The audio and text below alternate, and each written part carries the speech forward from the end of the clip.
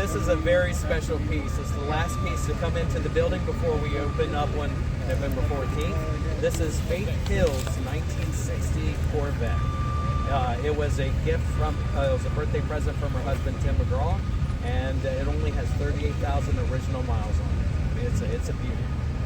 Well, I actually found it probably about 6 years ago, and when we were starting to think about, was it 6 years, maybe 5 years ago, we were starting to think about, you know, the storytelling that we want to bring to Bristol if the referendum passed and everything of that nature. Because we start research when we even think of a project that's, you know, may even come to fruition.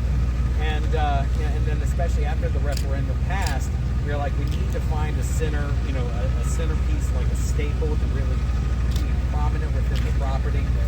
And when we're trying to draft the narrative of the property and the storytelling, we want to make certain that we're paying tribute to country music, especially here, the birthplace of country music.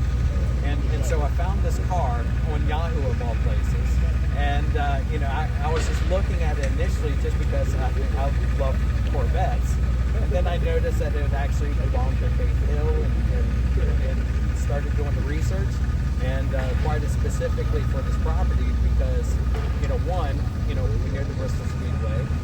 Two, you know, the country music, and Faith Hill is a country music legend.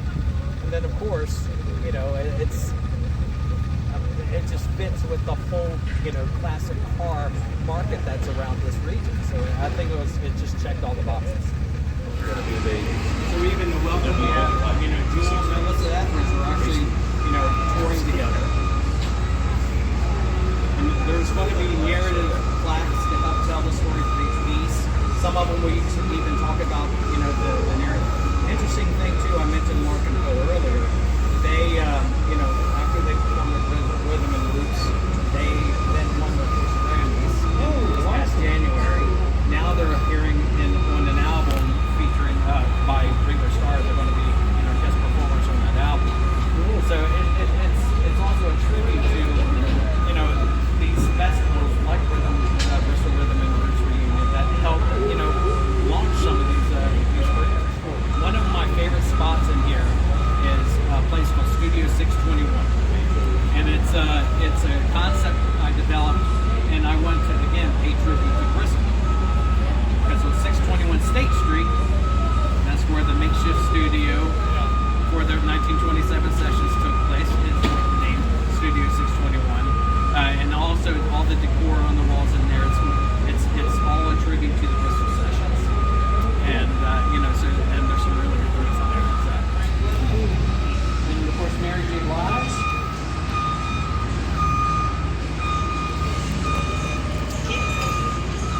Again, we're, you know, tying artists together that, you know, have either were inspired by, you know, Mary J. was hugely influenced by Aretha Franklin, as you know, pretty much everything. So this outfit right here, designed by Nudies, this was Ringo Starr's. We don't have the plaque yet. Again, this is still in work in progress. Here's Paul Stanley's guitar with his Washburn from his performance in Rowan. John Hartford, Leanne Womack. Again, other artists you'll see on display. You know, you'll see Nicki Minaj. You'll see, I think I mentioned Snoop earlier. You'll see Lady Gaga. You'll see Tony Bennett. You will see pretty much a who's who.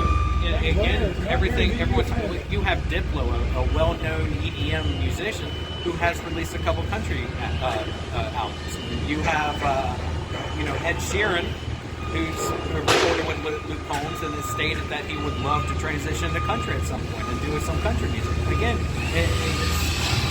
this isn't just about country music here, but it really shows that the influence that country music, and especially what's really started here in Bristol, has had on the modern musical landscape.